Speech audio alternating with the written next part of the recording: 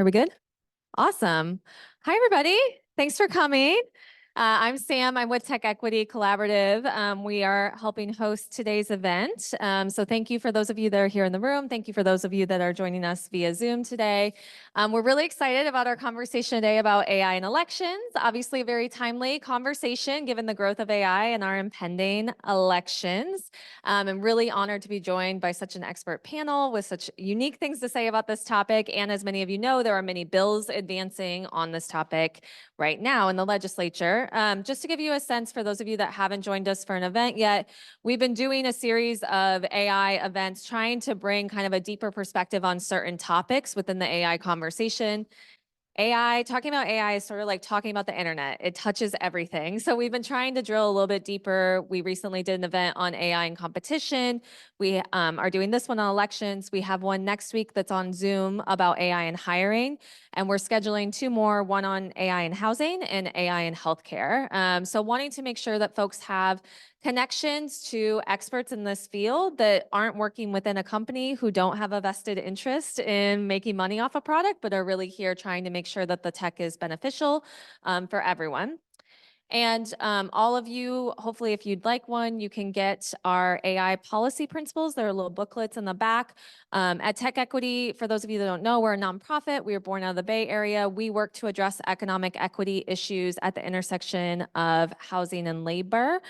So we think about inequities that exist within the tech industry and inequities that result from tech products and business models, and making sure that we're developing a affirmative vision for technology where everyone benefits. And just for today's event, just as a couple FYIs, and then I will hand it off to Leora, is we enforce a code of conduct for events. It's available on our website, but essentially what it says is, please be respectful of other people's opinions, even if they're not your own. You can use the question cards that are at your seat if you want to have the panelists answer any specific questions. Our team will come around and collect those. We'll have time for Q&A at the end. And as I mentioned, there are folks on Zoom. The event is being live streamed and recorded. And with that, I will hand it over to Leora to get us started. Okay, thank you. I'm Leora Gershenson. I'm the policy director at CITED. It's the California Initiative for Technology and Democracy. It was formed last year by California Common Cause to address the emerging threats posed by new technology and democracy. We have a great panel of experts who advise us. They come from all sorts of areas, including campaigns, cybersecurity, government policy, law, and of course, technology. And the three incredible experts we have today are all on our advisory council. So we're thrilled that they are able to join us today. We hope today's panel will shed light on the emerging threats to democracy, but also on some possible solutions, both here in California, across the nation, and internationally. And now I'd like to introduce our panelists. I always have a problem with left and right. To my left is Joseph Getachew, who is the Senior Policy Counsel at Reset.tech, where he supports programmatic work in the U.S. to help shape policies and regulations that safeguard digital rights and mitigate platform business practices that cause public harm. Joseph works to develop legal policy and corporate accountability strategies to combat digital threats to democracy. Next, we have Mindy Romero. She's the founder and director of the Center for Inclusive Democracy, which is part of USC's Saul Price School of Public Policy right here in Sacramento. Mindy is a political sociologist, and she holds her PhD from UC Davis. Her research focuses on political behavior and race ethnicity, and seeks to explain patterns of voting and political underrepresentation, particularly among youth and communities of color, both here in California and across the US. And last, we have Jinsha Niu, who is the program manager of digital engagement and combat disinformation at Chinese for Affirmative Action, where she manages the Chinese language fact-checking website Piaba. And she also has 10 years of experience in Chinese media writing and editing, and is the author of 2 technology and society books in Chinese. She was previously a visiting scholar at Stanford's Peace Innovation Lab. So excited to hear what our panelists say. I think we'll jump right into it. Mindy, let's begin with you. Disinformation is nothing new. the first elections in the US involved disinformation, but what we're seeing today seems so dramatically different and is really turning on our head everything we've known about this and the tools we have to protect against this. And I'm wondering if you could give us an overview about how this new disinformation is impacting our democracy and our free and fair elections. Hello, can you hear me okay? Great. Happy to do so. And just as a bit of a housekeeping note for me as well, you heard USC, Seoul Price School of Public Policy, and you heard Sacramento. So if you're curious, USC has a building up here in Sacramento, not very far from the Capitol. That's my headquarters of my research center. And of course, we're part of the main campus as well down in LA, but we're headquartered here, not very far. All right, so absolutely, disinformation is nothing new. It's been here around and intimately part of our elections and our democratic process in the United States, really from the beginning. The difference now is that we are seeing it really turbocharged, right, by AI. We've seen an increase in recent years, period, and particularly turbocharged by AI and the possibilities as technology evolves are pretty frightening in terms of the specific impact it can have on the strength of our democratic institutions, the strength and representativeness of our elections. So that's what I'm going to focus on today, if it likes me. There we go. So the impact of AI on our democracy through misinformation. So as I said, it's always been present. It's nothing new, but it can look different. It can come across in different kinds of ways, right? It can be really a wide spectrum from stories that seem pretty credible, but you're just not quite sure, to something that seems absolutely illogical or sensationalized or totally unbelievable, right? And as technology evolves, it becomes or can become often more subtle, becoming more difficult to not only identify, but to define, right? What is disinformation? Am I looking at disinformation? And of course, it's utilized by all sorts of different players within our democracy and abroad, which I'll talk about in a moment. And I know much of what I'm going to cover will also be covered by my colleagues here in more depth. So I'm just giving an overview. All right. So ways disinformation threatens democracy. So our democracies and democracies around the world depend on informed citizens and residents, right? You don't have to be a citizen to participate in our democracy. You don't have to be a citizen to participate in our elections. You do have to vote, but you can participate and support in many sorts of ways, right? And certainly in information sharing, everyone, right, participates in that in some way, and everyone is kind of part of that larger process. People need to express their political opinions. It depends on participation, and it depends on particularly informed participation. Now, how much is enough to be considered the right amount for information? That's something we often debate, and we often utilize that historically in the United States to justify somebody's exclusion from political participation, right? Well, they're not informed enough. Are young people today informed enough, right? Do you have to prove your worth with a literacy test, for instance, right? Or a poll tax? But we understand almost all democratic theorists will say that some degree of information is important because it helps people decipher, helps people be confident in their decision, helps people hopefully make a choice on an issue or a candidate that is at least in close alignment or in better alignment with their own interests and needs, right? And also therefore keeping them coming back to participate in the democratic process. But disinformation can decrease trust in elections, in our democratic institutions more broadly. It interferes with the electoral process. It can increase polarization in a time right now where I think everybody agrees we are at a very heightened polarization. It can just really spark, right, potentially impacts from that polarization in ways that could result, like, for instance, in violence, right? So we see a lot of incivility all the way to potential violence. We see threats against our election officials and our candidates and so forth. Okay. And as I said, it can be perpetrated and is by people outside of our democratic process or outside of our country, right? So it can be used for foreign actors of different sorts to interfere with our politics. Maybe sometimes it's about the actual outcome of the election.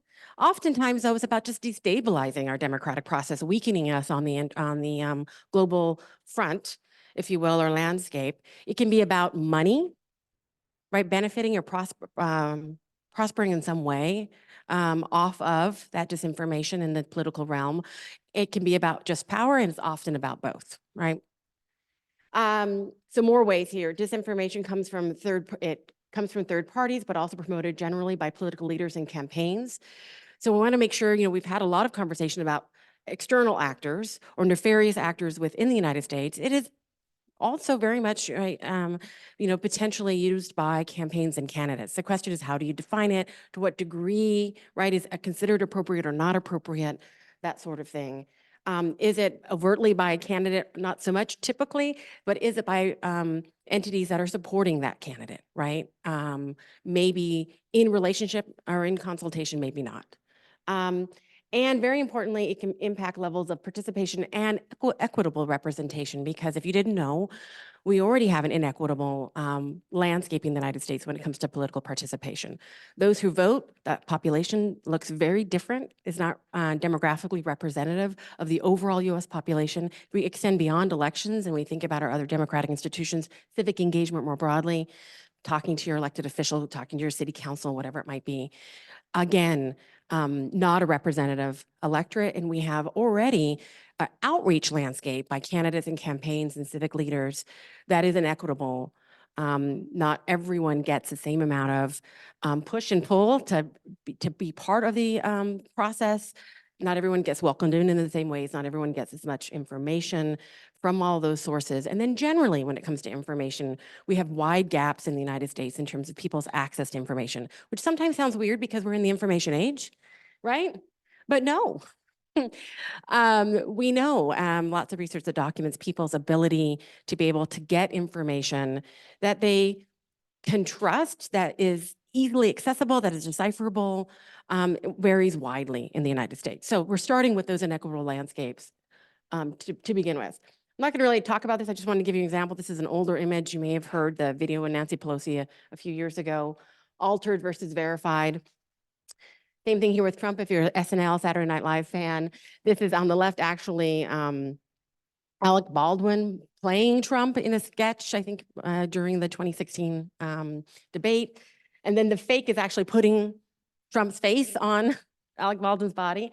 The difference here is that when these images came out, people were kind of, especially the video, were quite stunned with how realistic, if you will, it was, but you could still tell that they were fake, right? You could tell the video was fake if you just kind of paid attention for a little bit, or at least most people, not everybody, but most people.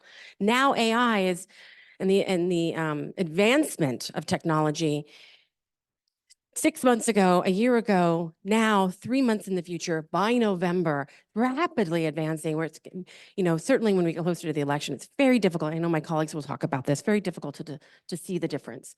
So how can disinformation impact equitable participation? So as I said, now people already have, they begin with an equitable landscape in terms of outreach efforts and information, but often this disinformation, right, also inequitably, it varies quite significantly in how it is disseminated. So generally, usually not to the broader audience, although that can happen, broader population, often it's targeted to specific groups for specific reasons, right? To sow discord among groups, sometimes to use to suppress somebody, right? Maybe in terms of their turnout, their overall participation, their trust. Sometimes it's not about actually whether they vote or not in an election. Maybe it's just their trust in our democratic processes, right?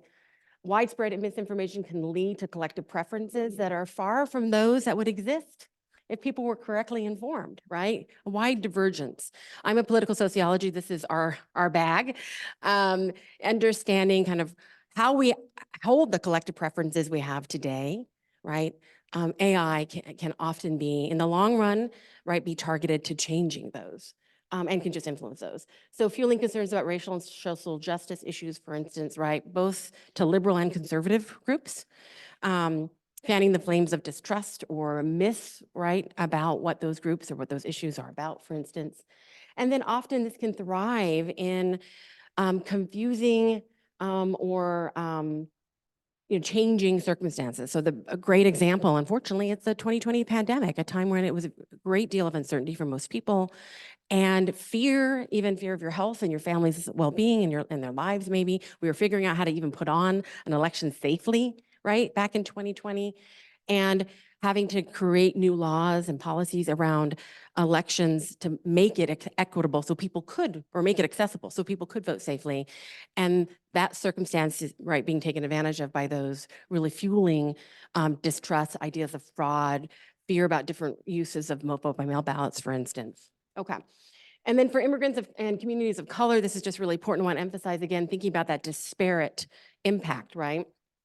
These communities often, not always, but often face language barriers, can hold greater feelings of distrust of democratic institutions, often can lack technology access, or at least have more of a challenge to getting the advanced technology.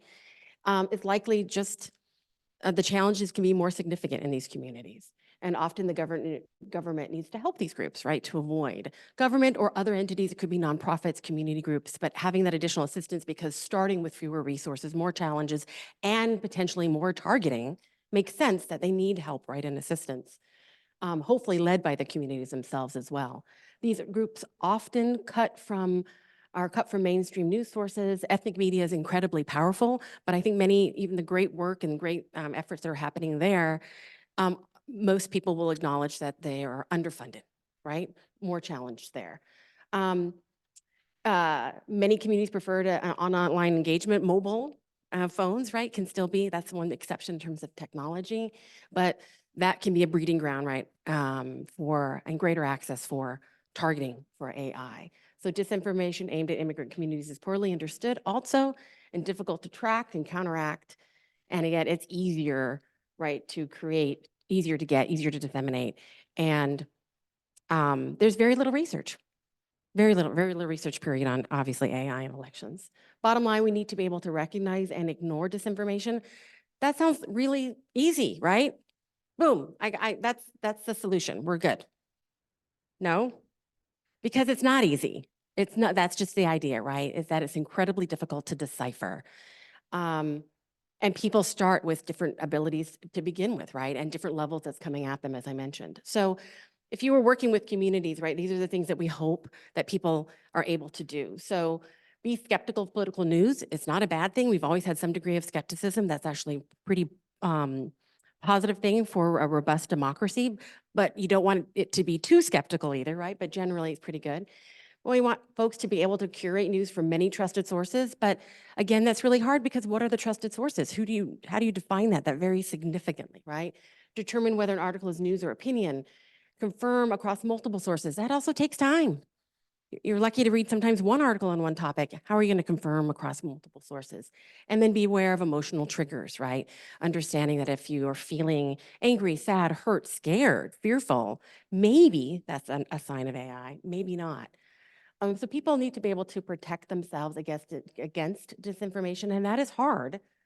And again, this is all at the individual level. And I think ultimately my point here, all those things that we say people need to do at the individual level, they need help and they need support. And we need government and policy action to support communities. My center doesn't take positions particularly or specifically on bills, but we know, right, that the challenges are beyond the individual. And if we think of this as an individual flaw or an individual level of improvement, we're not going to get to where we're going to get to be. And to counteract the powerful and detrimental impacts of AI and democracy, we're not going to be able to do that successfully, especially at a rapid speed. Thank you very much. Thank you, Mindy. Very informative. And now, Joseph, could you talk a little about the technology and how that's changed so much? I mean, 2 years ago, we were worried about Russian bots. That was clear, but nobody had really thought about AI. It wasn't until ChatGPT showed up that we started to worry about this whole new level of advancement of technology. Sure. And just to start off with, thanks so much for Tech Equity Collaborative and Cited for inviting me here. Really excited to talk to all of you. So as Mindy was saying, disinformation is not a new concept. AI is not as old as disinformation, but it's also not a new concept. AI has actually been around for quite a while, and we've been using it in different capacities in ways that we oftentimes don't think about. So just to back up, what is AI? AI, in a nutshell, is technology, computer systems that mimic human behavior and human intelligence. How has AI shown up? One of the common ways that has affected all of us is through social media.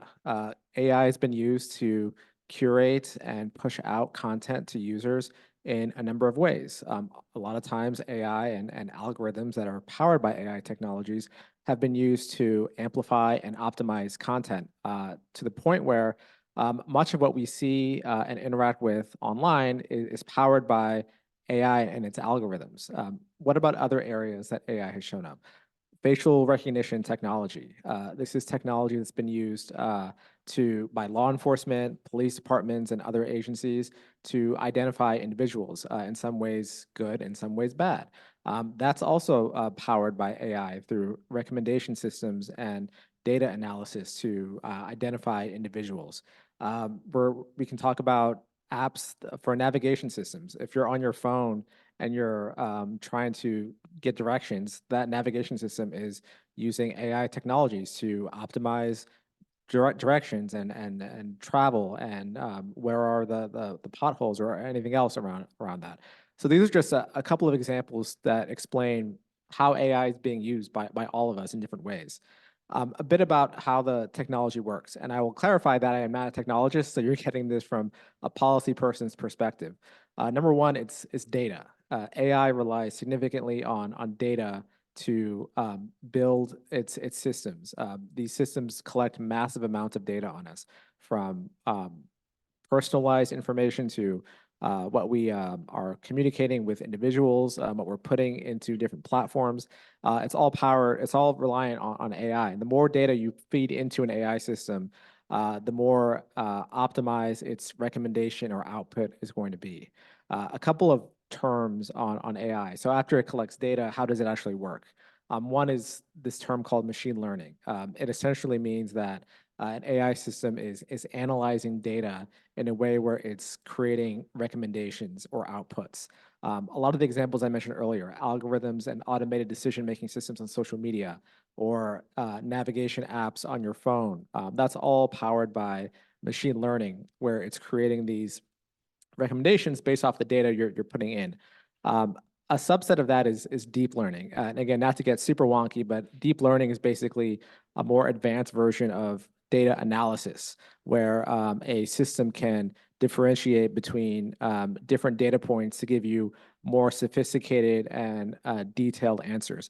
So for example, an AI system using deep learning can distinguish a cat's ears versus a dog's ears. Or if you're looking at different apps, take, for example, your voice assistant on Siri or other technologies. That is using data you're putting in through your voice to give you more sophisticated responses. The idea here is that the more sophisticated this version is, you're getting outputs that require less and less human interaction and more automated outputs. So fast forward to last year and this year, we've transitioned to generative AI. It's this next version of AI technologies that, again, is powered by data. The main technology that's powering Gen AI is what we call large language models, which basically take massive amounts of data, not just that you're entering, but that are out there from other systems to generate new outputs in the form of human conversations. A lot of this is popping up through chatbots like ChatGPT or chatbots that Meta and other platforms like Microsoft are putting out there. The idea here is, if you're asking a question or you're putting in information, you're getting something that is much more sophisticated and much more resembling of a human response, which in some ways is scary. And we've seen this come up already in different ways, which we'll talk about a bit, whether it's through deepfakes or it's through inaccurate messages on chatbots. But there are ways that generative AI can help amplify disinformation in harmful ways. And there are ways that we can think about it from a policy perspective on how do we respond to it. That was very helpful and informative. Jinsha, can you talk a little about what you're seeing at the local level and particularly about issues affecting communities of color? Yeah, sure. So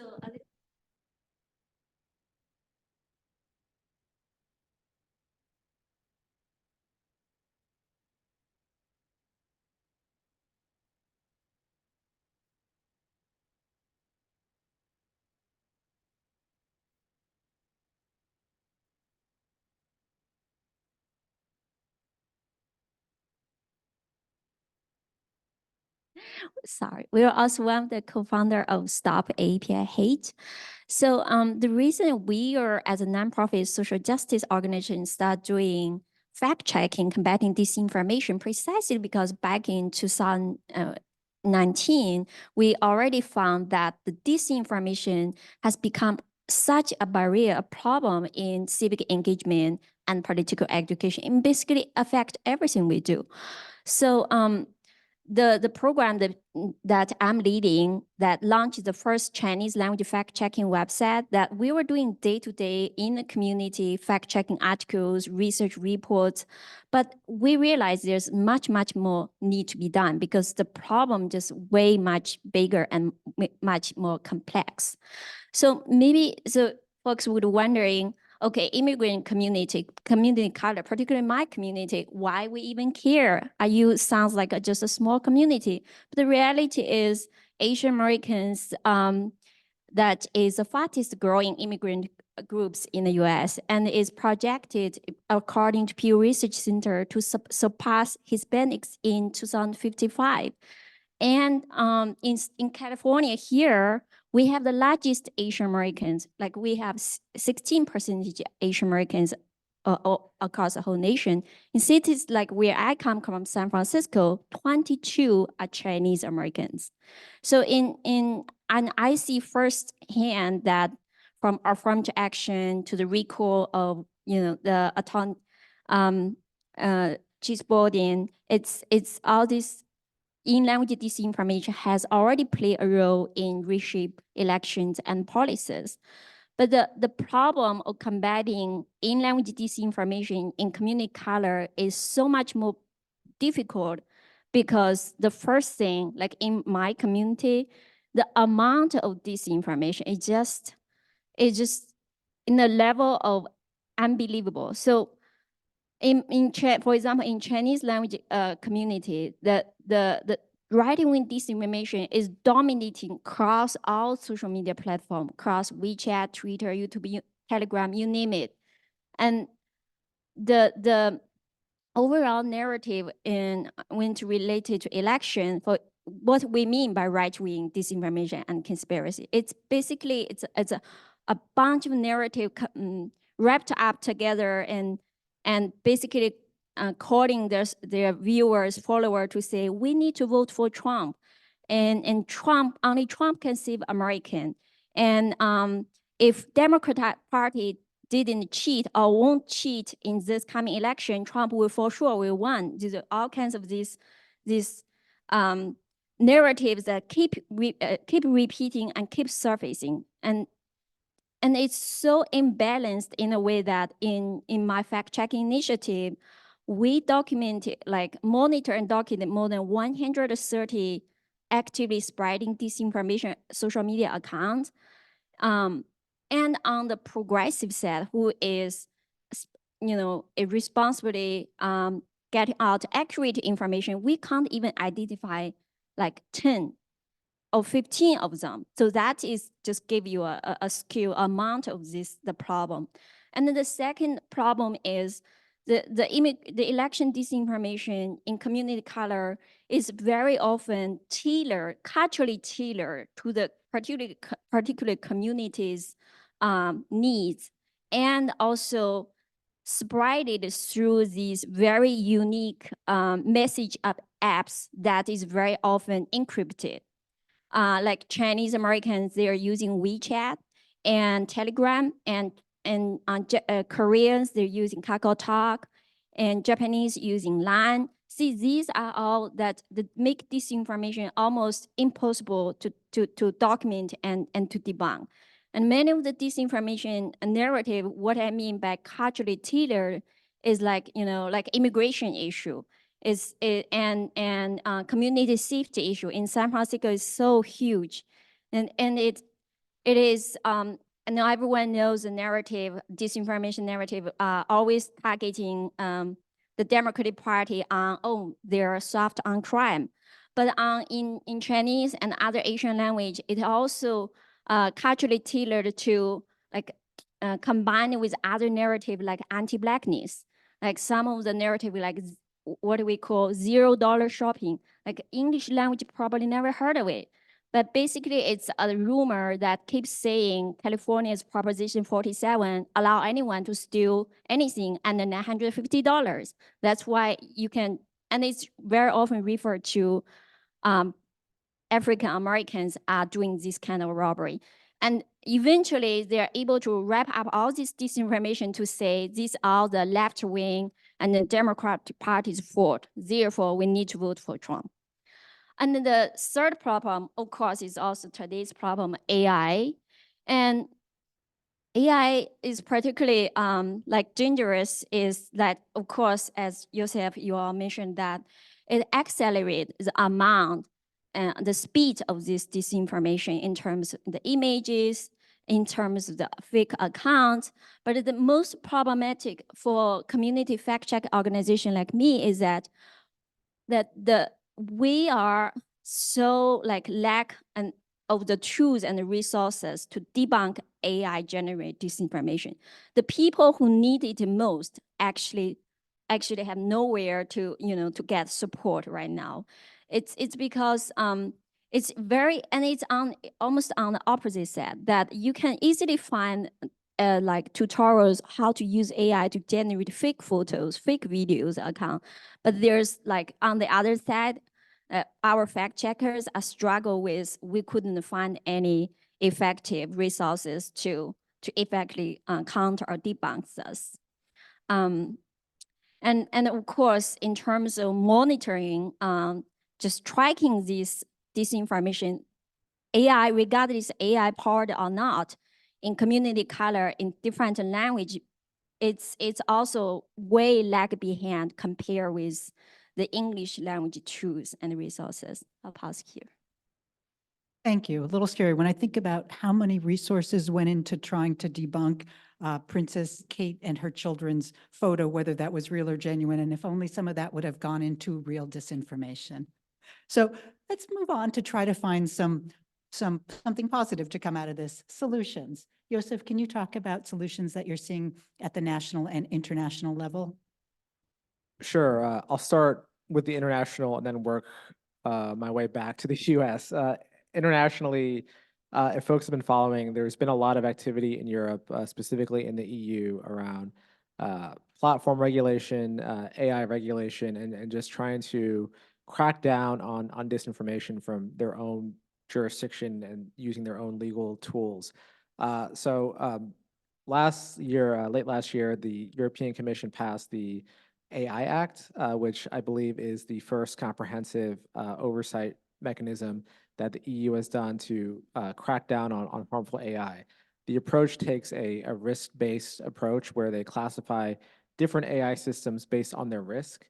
So there is a level of extreme risk where essentially these types of AI tools are completely prohibited. And then they go down the scale to high risk, medium risk, and low risk. And depending on the risk, there are certain requirements around it. So for example, if there's a high risk AI system, then there are reporting requirements that a company has to send into the commission around the details of the deployment of the technology, impact assessments on how it's impacting certain communities, and lots of transparency around it. And then obviously low risk, there's not much around that in terms of any requirements. It's pretty hefty enforcement. It's significant fines for violations based off of the level of risk and the amount of revenue a company has, which is really the go-to of how the European Commission does this. One other area I just want to highlight in Europe is the Digital Services Act.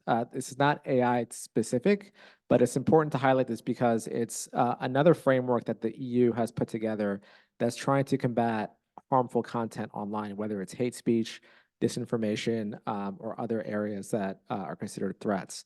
And again, it's a similar framework in that it prohibits certain content and puts the pressure on platforms to make sure it's gone.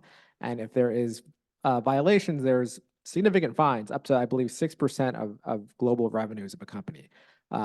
If you all may have seen, I believe earlier this week, the EU said they were investigating some violations from Meta from harmful content that's spread on its platform. So we'll see what comes out of that. Biggest thing to highlight out of the EU is that they don't have this certain legal frameworks that we have that allow them to do this. For example, they don't have a First Amendment issue that we have that makes some of this challenging. So they're pushing forward. So taking what they're doing and comparing it to the US is interesting. Nationally, there's a couple of things worth highlighting. So last year, the White House put out an executive order on AI. It was pretty comprehensive in covering different types of abuses of AI, from AI national security to AI and privacy, AI and civil rights, AI and equity. It tried to tackle all types of issues that AI might be touching, but the EO on its own has limited authority because the White House can't make rules. Congress makes rules. So the EO really just set standards for, one, how federal agencies should be using AI, and also try to set guidelines and best practices for how industry should be thinking about AI when it comes to transparency, when it comes to red teaming, and other areas. So significant work there and something to build off of. Congress, there's been a few proposals, but unfortunately, nothing is moving. But looking at what federal agencies are doing, they're trying to use their own jurisdictions to tackle AI. A couple places worth highlighting. Earlier this year, the FCC put out a declaratory ruling saying that AI-generated robocalls are banned. If folks here remember, there was this big robocall issue in New Hampshire during its primary, where an AI-generated voice sounding like Biden was encouraging voters not to vote in the primary. Prior to this rule, it wasn't clear whether or not that's something that the FCC could handle, but they said, yes, this falls within our jurisdiction. Moving forward, if there's an issue like this, it can get reported, investigated, and the company can get fined. The FEC, the Federal Election Commission, has a rulemaking on the use of AI in political ads, trying to set some transparency standards around how AI is used, what labeling is required, and things of that nature. That rulemaking is still pending, and we'll see if that moves forward before the election, which is tough to say, given the slow process. And the one other area worth highlighting is the Federal Trade Commission. They recently put out a rulemaking on the use of AI to impersonate individuals. There's already a ban on the impersonation of government officials, so this is a rulemaking that's extending off of that. Again, it's a rulemaking, it's going to take some time, but just goes to show you that federal agencies are trying to tackle this from their respective jurisdictions. We're encouraging them to move forward because we need all of the tools, but there are clearly gaps in what they can do given their jurisdictions and the lack of movement in Congress. And that's really important when it comes to what you all are doing in California and how you can move the ball forward in your own state and what other states can be doing. Thank you. And this leads into, so what are the states doing? And even with rulemaking, even if it goes through the process, a new administration can come up with new rules. We've watched already, rules have gone one way in the Obama administration, back in the Trump administration, now moving back in the Biden administration. It's kind of like one step forward, two steps back. So states have really been the laboratory of how to address disinformation in elections. The first state to do this was our state, was in 2019. Assemblymember Berman did the first bill on limiting the use of deepfakes of a candidate in an election. That's still the law of the land here. Texas followed shortly after and did a similar law, although theirs is criminally enforced, ours is civilly enforced. I think maybe that's kind of helps sum up the difference between California and Texas. And then since ChatGPT and the rise of Gen AI, of seeing, oh my God, this is real deepfakes. We can't see, 8 fingers. We can't tell them apart anymore. We've seen a lot of states follow. Washington was the first last year to come up with basically their labeling legislation that requires labeling of political ads, and they're all slightly different, but Washington, Minnesota, Michigan, Wisconsin, and Florida have all followed suit. There are bills on the floor in Arizona that are likely to pass and be signed. Again, they all limit the labeling, or they all require the labeling of Gen AI deepfakes used in connection with elections. They are all in many ways following what Assemblymember Berman did in 2019. And they are all probably well behind of where we need to be. And we can have a longer discussion about the First Amendment, but the First Amendment is not absolute. The First Amendment doesn't say every single bit of speech gets through no matter what, no matter how, right? Defamation. You can't defame somebody. You can't commit fraud. You can't use speech to commit a criminal act. There are all sorts of limits on the First Amendment. There are limits, right? But there are ways to move forward. And so cited has come up with a package of bills that are moving through the California legislature this year. And the package is kind of looking at this from a broad way. The Broadway? No, we're not. From a broad way about. They come at this from slightly different angles. The first is a bill by Assemblymember Wicks, AB 3211, which seeks to require that Gen AI companies label their creation so that they put in an imperceptible watermark that is imperceptible, and it is extremely weight. The language, I always forget this.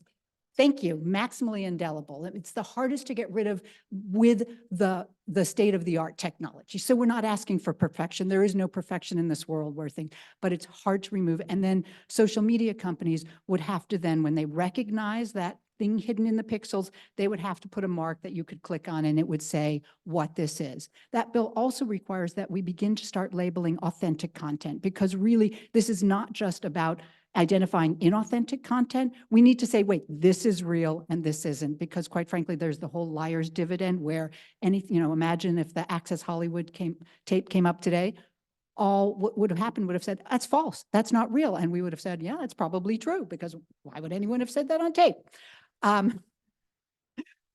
There's another bill that Senator Becker has that also is another watermarking bill, SB 942. Then we have two specific bills that deal with elections and that build on the watermarking or the identifying AI.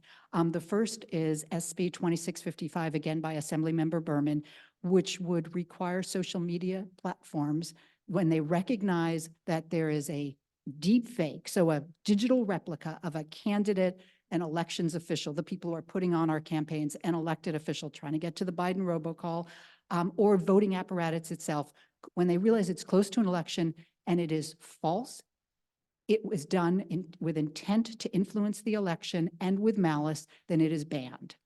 If they're the not so bad, these are the worst of the worst of the deepfakes. The not so bad ones would require to be labeled.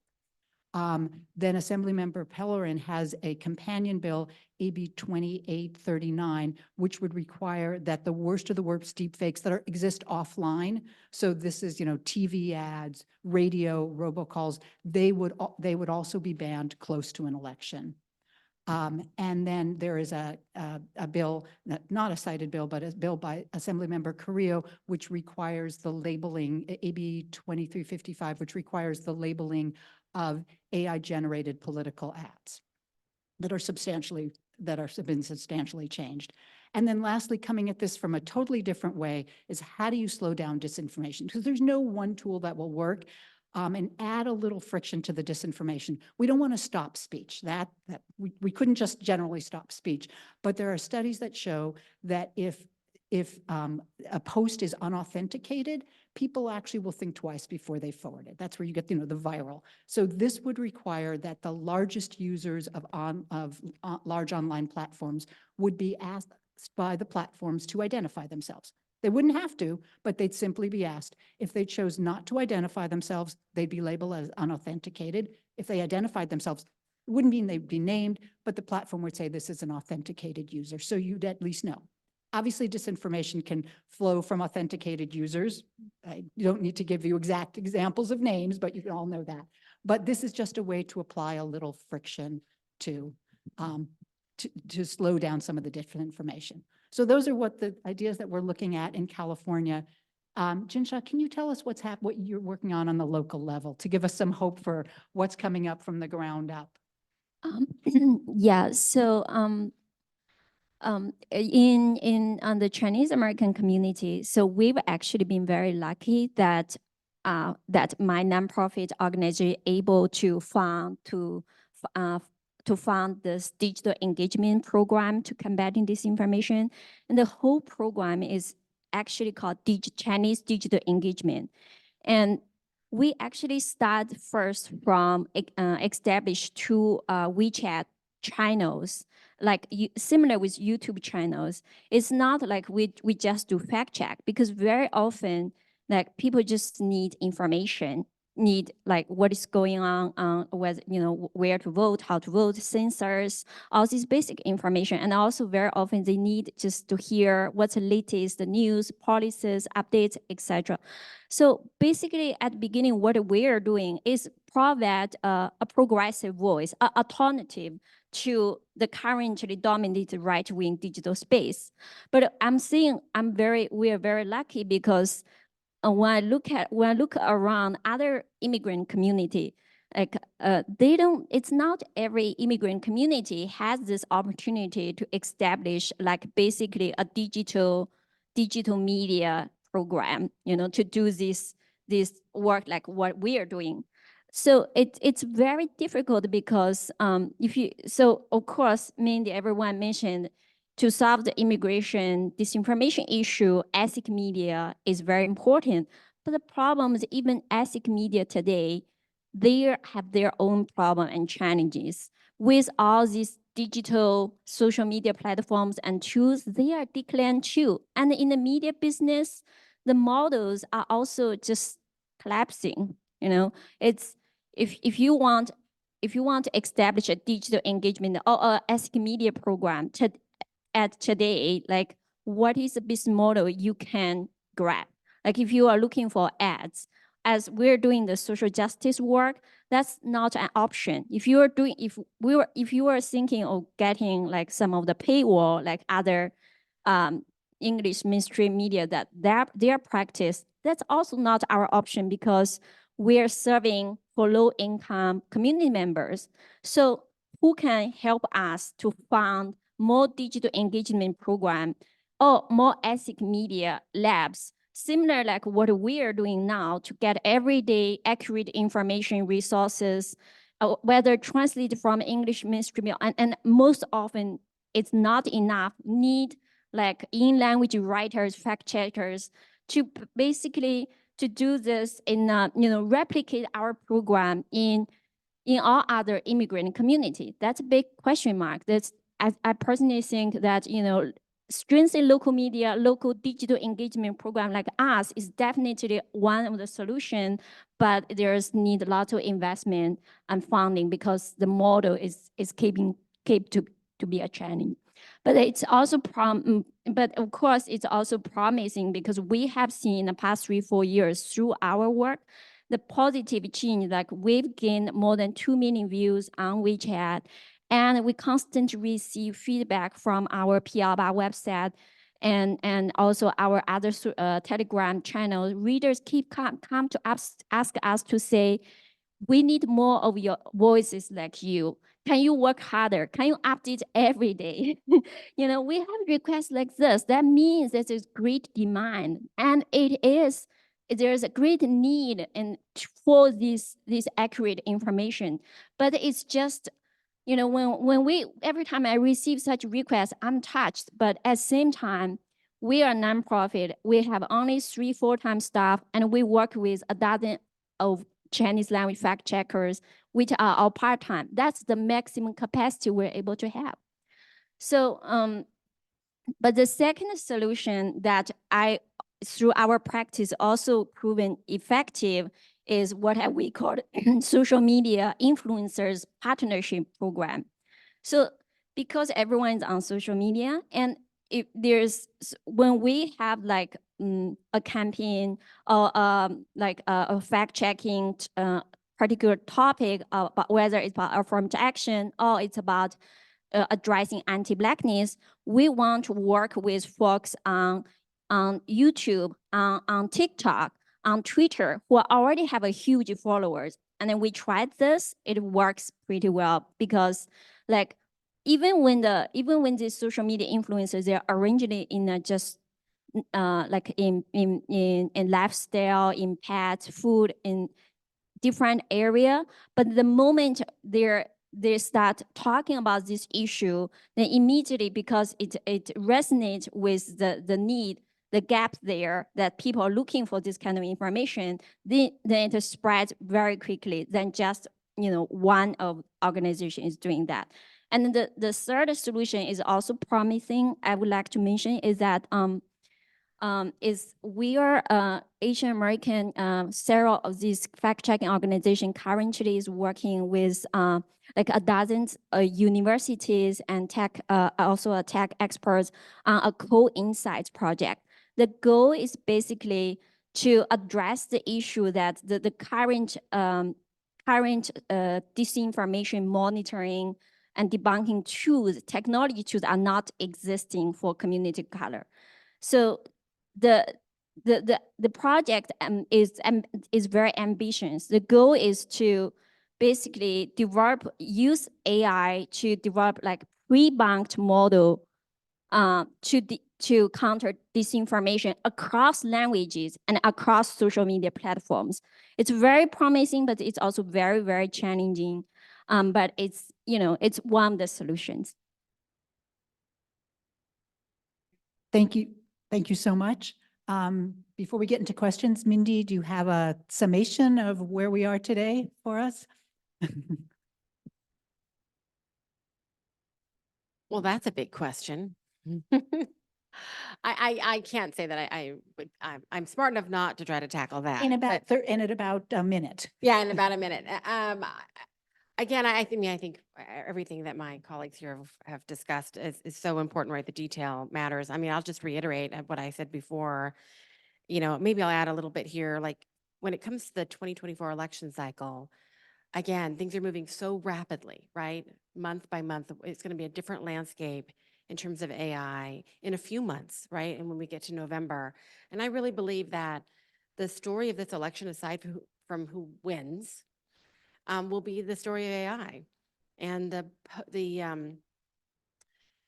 what we are dealing with after the election will be because largely, or at least fueled by AI, and we are not ready, right? You've heard that today. We're not ready. States are just starting to think about this. States are just starting to test and replicate and so forth. The technology is moving so rapidly, but maybe more significantly, as a society, we're not ready. We don't have the resources to debunk. We don't have the research to understand. We still, in many, many, many circles, people don't still quite believe. They're either maybe scared of AI when they think about things like the Terminator, or the Matrix, right? But when it comes to political, I've been in circles where I have thought that people were fairly aware of the power of AI and some of the negatives, and of course some positives. And when I talk about it being the story of the election, people are still very skeptical. Oh, really? No. So I think just that awareness of the ramifications, the impact that AI can have in a negative way on our elections, maybe also potentially positive in some ways as well, but we're focused today on disinformation. I think just the awareness of it, of the scope, is so important to be able to rally the resources, knowledge, and take the actions we need to take. So awareness is a big part of this. Thank you. I think we have very little time, but we've got some really interesting questions. So we'll try to jump into the first one, I think, is for Jinsha, because you've mentioned some of this already in what you've talked about, but this is from Stella Yu at Cal Matters. We've seen deepfakes nationwide and in other countries. How much of a problem is it now in California? And then she's also asking how policymakers can address it given Section 230. And I can take that second half of the question if you take the first half of the question. Yes. So, well, if you are particularly asked in California, in my community, deepfakes and AI generated disinformation, I would say I already saw some examples, like deepfake generated Biden's speech videos, and some of the Trump singing songs in Chinese language. All these, sometimes it's entertaining to just watch these deepfakes. But overall, I would say it is coming and we see it, but it's still not like a dominating amount yet. It's just, we see it's getting we also see many of these like more common than deepfake, I would say, is like the fake account and like AI generated fake fake influencers. There's in the community, you probably are following whether someone on TikTok or other Chinese language social media on whatever topic you're interested in, but after a long time later, then you realize that's not a real person. So well, again, these, even though it's so far it's not dominating yet, but because the potential of how rapidly it can be can spread, can be replicated, that is what we are worried about. And we are very worried when it is already dominating, when it could be 1 week later, could be 3 days later, tomorrow, and we know we are way not ready for it. Because now the way we do fact checking on the community day to day is very traditional way. And nowadays with the AI generated deepfake and other technology to generate disinformation, you almost need, I was joking, like a FBI department to dedicate to investigate every day who is behind this fake account, who is all the IP address, where does it come from? Is this organized campaign, you know, which technology they're using, which company is originated from? We are way not ready to at that level. So. And Section 230, while it limits the ability to get financial payment from social media platforms for what they republish, if they're not the original creators, there are cracks in that. So first of all, there's a Facebook lawsuit about, their algorithm, they're not just the republisher, they're the creator of that. If it's their AI generated content, are the creator of that.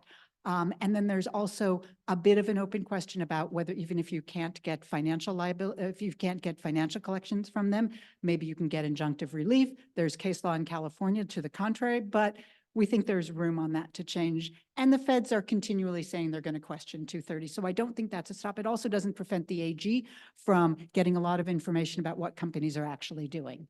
And Sam, you're standing up, so I don't think we're getting to the next question. Yeah, sorry, we're over time. So I just want to be respectful of folks' time, both on Zoom and in the room. But thank you all for adding such expertise and being here today. I know there's a lot of questions. I don't know if our panelists are available for a few minutes after, but if folks in the room have questions, I'm sure you can catch up with them. And we will send out the recording and some of these top lines after the event. So thank you so much. Thanks, everyone.